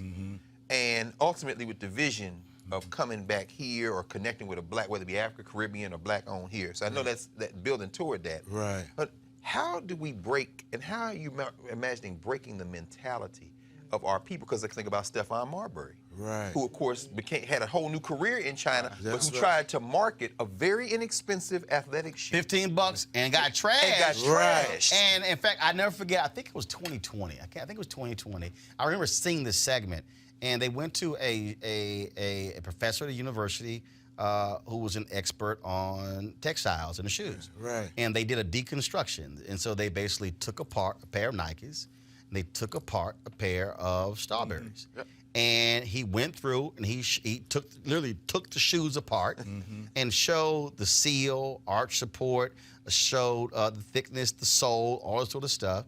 And he said the only difference between this Nike and the Starberry, he said, is literally that box and the logo. He said, so y'all are paying an extra $100 Right. for the box. There it is. And he broke it down, but there were people who laughed Stephon Marbury out. And so how have folks responded to you? Have they said, man, why you gotta have this red, black, and green? Why can't you do this in other colors? Yeah, we hear that. Why you gotta do that? And the first thing I tell them is that we had a chance to do like the other guys that came before us, like cross colors, no roots to it. You know, as far in terms of name, historically speaking, Sean, Jean, it's like as if we don't have no background. So I know I didn't have no name, I'm not no rapper, none of this. So I said the thing that to come to the people with it come from our ancestors, you know, edify them with Marcus Garvey. You know, that's where he represented, where we had the Black Star Line and we put our nickels and dimes together to make this thing happen. Because when we started, you know, I just lost everything in the real estate bubble at the time. So when I bounced back, my daughter had told me how big social media was. So I was like, Tassie, it's a time now that you could do your thing, girl. Get out here and make it. You know, and she was like, oh, yeah. I said, yeah. She said, well, won't you do something then? And then I said, okay, I'm going to So what does the name mean? Nagast is an ancient Amharic. Yeah. For kings. Yeah. Ethiopian. Yeah, Ethiopian. I read the book Captain Nagast, which chronicles the story of Solomon and how he came to the planet. So it's like the red pill in the movie The Matrix. You understand? If you swallow that blue pill and you look up this name, you're going to find a lot about yourself, and you'll fall in love with not only the heritage that belong to us, but also the people who brought it to you. So that's what that's about. So just tell us a little bit about the shoe price point. Okay, well, the shoes that he just showed, we call those the Marcus Garvey UNIAs for United Negro Improvement Association. Yes, sir. And then we have the red, black, and green that represent, of course, and that's $99. Some of them we go with Nike, the ones that they sell in the Air Vapors. We remixed it because a lot of times people don't realize the law, and we so caught up. Like when we have a suit, now I have on a suit, it might be a Pierre Ellis, you might have on a Vera Wang, so on and so forth, but it's still a jacket and a pair of pants. Come on, bro. You know, it's a cotton comes from a plant. Come on. Leather comes from a cow, and rubber from a tree. See. So I'm on your site right now, sneakerscustom.com, and so Henry, go to my iPhone. These are some of the ADOS. You know, we try to keep our hand on the pulse. These are some of the boots that you have here, and also there's some of the shirts. You also have socks here as well. Now you realize red, black, and green. The ADOS ain't gonna get with that, brother. You know, they said they're descendants of slaves. I know, and we service that's not a slavery everybody. mentality. We Now I service got you. it. Yeah, because see, capitalism. that's our problem as a people wait, now. You and I star jumpers. Now I can rock with that. Yeah, that's the you and I star jumpers. You know, yeah. I see the ankh on the side. Yeah, we have to represent, and then we name. You know, we got the Nat Turners. We soon we go. Wait. You got the Nat Turners? Yeah, with Nat Turners. So you was storming through any problem. The boosters are Nat Turners with the gold right. You got some Harriet Tubman. They coming. And then we got the running shoe that's Nat with Nat on the. Did I send you those, Roland? I probably was out of that. Don't need no running shoes. The running shoes. No, but you know, it's because the culture, and we talking about this today in class, I teach a hip-hop class, and the young people, we were talking about the fact that black people between athletes and hip hop turned Nike from a running shoe company when I was a kid to and then turned Adidas from literally playing tennis, which is where tennis shoes come from, to that. And so, I remember Patrick Ewing had his own line. Yeah, how could you, if you can capture a couple of celebrities, brother, have you thought about reaching out to some of these people? Yeah, I reached those out kicks to- make it on one video or in the right product placement. The whole thing could turn. Exactly. So we John Sally got in touch with us. Okay. You know, he wants to do some things for the vegan market. These are the Nat Turner boots you're talking about. Go ahead. Right. He wanted to do that, and we've been reaching out every rapper. You know, they had like we invisible because they caught up too. Yeah, brother. So that's an uphill battle. But the thing is, we keep fighting. Yes, sir. We plant the seed and we keep working. Yes, and then it's going to change. Yes, sir. As we was called to do this work, and we know that our people mind is going in a different direction. That's true. And we're not just building for us today. We're building it for our people. All right. So Lloyd Kirkendall asked this question. Roland, please ask how long. See, before. Oh boy. Don't do it. Don't do it, Roland. Uh-oh. Wait. Okay, I'm gonna ask this question, but then I'm gonna say something, then I'm gonna let you answer. All right. Okay, so Lloyd Kirkendall, Roland, please ask how long it takes to get here. I don't want to wait 30 days. Okay, put the camera on me. All right.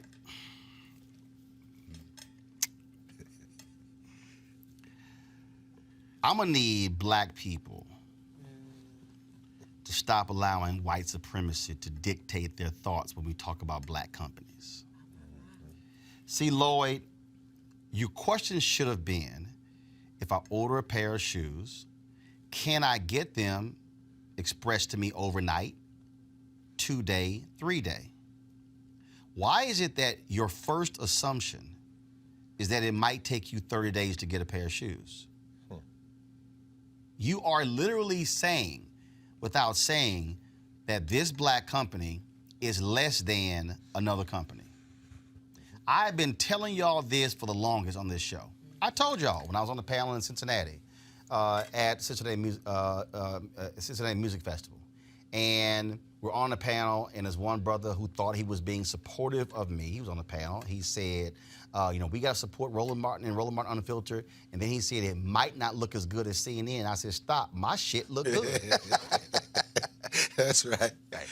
The fact, Lord, that you literally even, you damn right. I see you sorry. I asked the wrong way. No, Lloyd.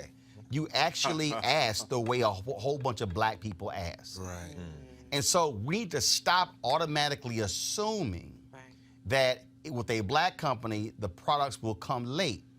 I'm sure he about to answer, Lloyd, that if you want to pay extra to get these shoes the next damn day, if you click shop now, it probably has that option. Come on, brother. Yeah. If you want to get it in 2-day or 3-day, it probably has that option. Good. There are many products, Lloyd, that I buy from Amazon or others, and it says next day, 2-day, or even ground shipping. Yeah. So I'm gonna need black people to stop making assumptions about black-owned businesses, and you already are starting from a white premise that what is black is less than. Yes. Now you can answer.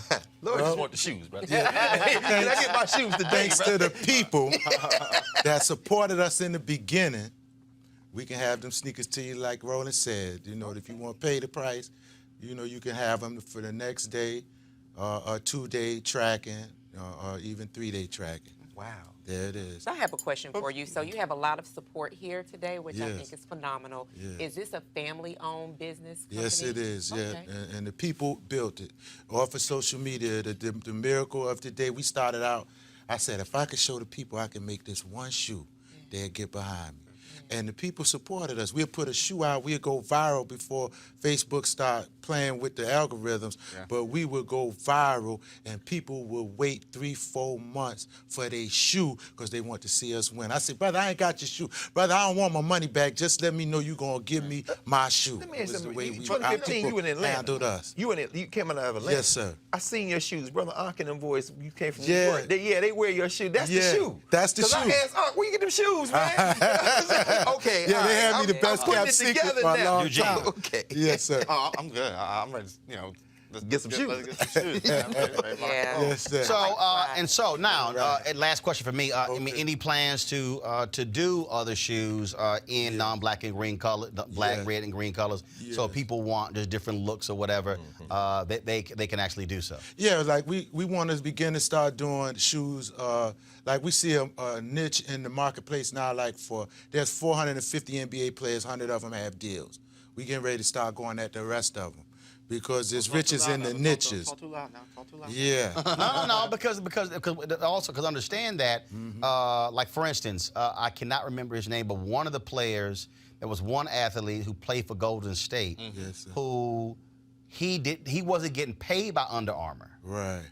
And he was the one who convinced Steph Curry to go to Under Armour. To go to Under Armour. So they were sending him product. And so to your points, people need to understand, not all these ball players have deals. Right. Only the top third have actual shoe deals. So when you see, Kevin Durant's getting 20, 25 million a year.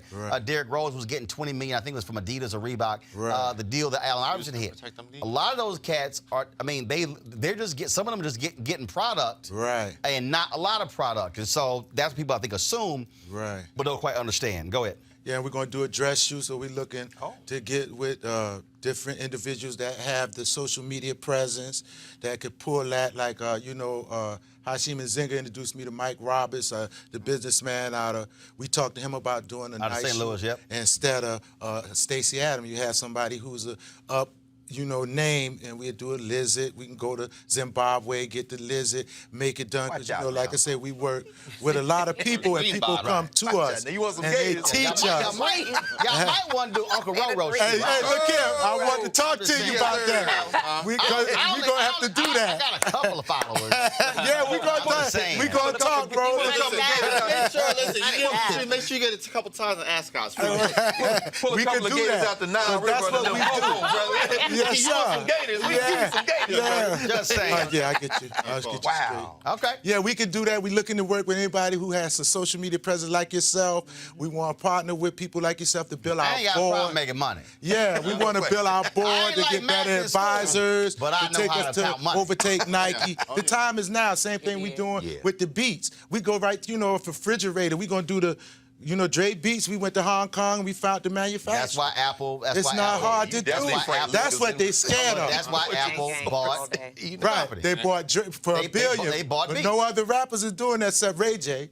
He got smart. But that's where we at today, where we can literally swing the pendulum to where we have really took over the whole game if we just get out of the thought is Nike is better, white ice is better than black ice. At the end of the day, cotton comes from a plant, silk from a worm. Come on, leather from a cow, rubber like from a tree. Yes, sir. And all of it comes from God. So if we look to God and keep away from our oppressors and go towards that, we're gonna be all right. Well, I'll be honest, folks. Again, I ain't getting paid by Tariq yet. That you gonna get there? We gonna make it happen. But when I put the shoe on, look, I have a pair of Nikes. I got a pair of Adidas. I got a pair and shoes I put on and. Fit was the same, looked good, all that sort of stuff like that. Sir. And so, again, that's what also happens when you're not in love with the logo on the side. And for some of y'all know, and I'll show the picture eventually also, I have a pair. It was given to me by my man Larry Harper when he was one of the executives at Nike. And this is probably I was in Chicago. This probably is about 2007. It was a special edition Black History Month pair of Nike. So again, for all y'all people out there who are talking about shoes being black and green, while we talking, I'm gonna try to find it. That was a special edition Nike they put out, and again, I'm talking about it was like 2008, 2009, something like that. Larry gave me a pair. I never wore them. I had them on my shelf because they were special edition. But I had to go to Cora Berry's in December. Her fundraising deal. Oh yeah. And what happened? I wore one of my Kente outfits, and I didn't have shoes to wear with them because it was a sneakers and formal deal. And so I was like, my wife was like, "You got them Nike shoes?" I'd never worn. So I was like, "Damn, it's good as point. I do." So I went and put those on and wore them to the event, and so. So somebody says, well, no, Nike did an actual shoe that was red, black, and green. It was a Black History Month special edition. So don't act like this is out of the norm. No. They did this and gave those Black History Month shoes out. Right. And it's for us. I mean, Marcus Garvey gave that to us at a time when they came out with a song said, everybody have a flag except a coon.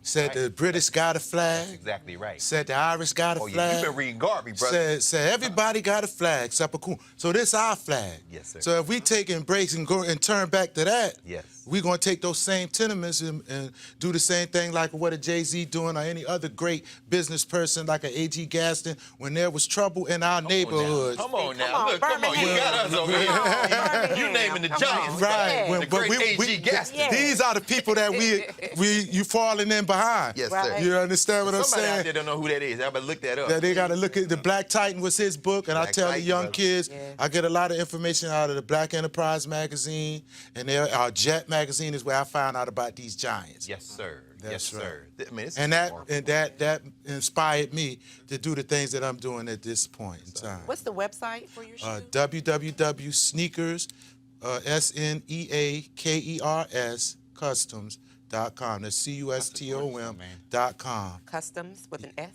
No, custom singular. Okay. Okay, SCUSTOM.com. Sneakers. Sneakerscustom.com. Yes, You guys sir. do custom. Yeah, we do custom. And that's the thing. We have a program where what we want to do is help with these HBCU, where we can raise money, right? You buy your shoe, proceeds go back to the school, and we know we need to do service. We need to be of service to our people. So those are with our knowledge. Yeah. These are the things that we decided to do. Check that young brother down there, Paul Quinn. They've been doing a whole lot of stuff. We over me. Michael Soros. Yeah, Michael Soros. He might do that. Michael does some great stuff down there, and Paul Quinn. We have to get together. So again, folks, you've seen us talk to a number of other Black designers, really with the SIA Collective. If you missed that, go to our YouTube channel. You'll see that. And so one of the reasons why we do this show is to provide an outlet for folks who otherwise would not be able to tell their story. That's why what we do. We want you to support what we do by joining our Bring the Funk fan club. Every dollar you give goes to support this show. And it is all about, again, what we do. Matter of fact, let me find this. So here it is. So Henry, check this out. So if y'all think that it's like, okay, what's up with this? So is there a shoe in there? Okay, so do this here, Henry. Show the shoe. I want to show y'all comparison. Just hold it up. Just like that. Okay, zoom in. Oh, you got the Khalid Muhammad? Oh, yeah, okay, hold on. Zoom in. Show do on the side. Right there. All right, so y'all. So that's their shoe. Now, Henry, go to my iPad. These are the Nike shoes, and this is the back of what they look like. Those Nike shoes. You see they had that logo on there. So if y'all are wondering, like, oh my goodness, what's going on here? Guess what?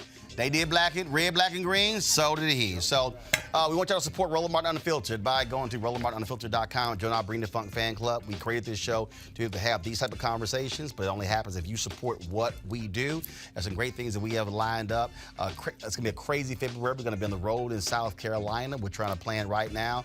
Town Hall with Senator Bernie Sanders in Memphis. We're trying to plan one with Pete Buttigieg in South Carolina. But the only way we can do that is if you support what we do. And so again, your dollars on PayPal, Square, or Cash App are critically important to us. And so you can also give right there on YouTube as well. All right, folks, tomorrow I'll be broadcasting from Albuquerque, New Mexico. I'll be speaking this weekend in New Mexico on Saturday at their MLK celebration. And so looking forward to that. And put it on your calendar that I'll be on ABC This Week with George Stephanopoulos on Sunday. And so looking forward to, I'm sure we'll be talking impeachment, looking forward to having that conversation. And so y'all know how I do. I'm going to always bring the funk wherever I go. Thanks a bunch. I'll see you guys tomorrow. Holla! You want to check out Roland Martin Unfiltered? YouTube.com/Roland S. Martin. And subscribe to our YouTube channel. There's only one daily digital show out here that keeps it black and keep it real. It's Roland Martin Unfiltered. See that name right there? Roland Martin Unfiltered. Like, share, and subscribe to our YouTube channel. That's youtube.com/Roland S. Martin. And don't forget to turn on your notifications so when we go live, you'll know it. Hey everybody, this is your man Fred Hammond, and you're watching Roland Martin, my man, Unfiltered. Hi, this is Essence Atkins, and you're watching Roland Martin Unfiltered. Hey, yo, Peace World, what's going on? It's the Love King of R&B, Raheem Devon, and you're watching Roland Martin Unfiltered. Hi, my name is Brescia Webb, and you're watching Roland Martin Unfiltered. Ow. Well, I like a nice filter usually, but we can be unfiltered. What's going on? This is Tobias Trevelyan. And if you're ready, you are listening to and you are watching Roland Martin Unfiltered. What's up? I'm Lance Gross, and you're watching Roland Martin Unfiltered. Hi, this is Cheryl Lee Ralph, and you are watching Roland Martin Unfiltered. I mean, could it be any other way? Really? It's Roland Martin.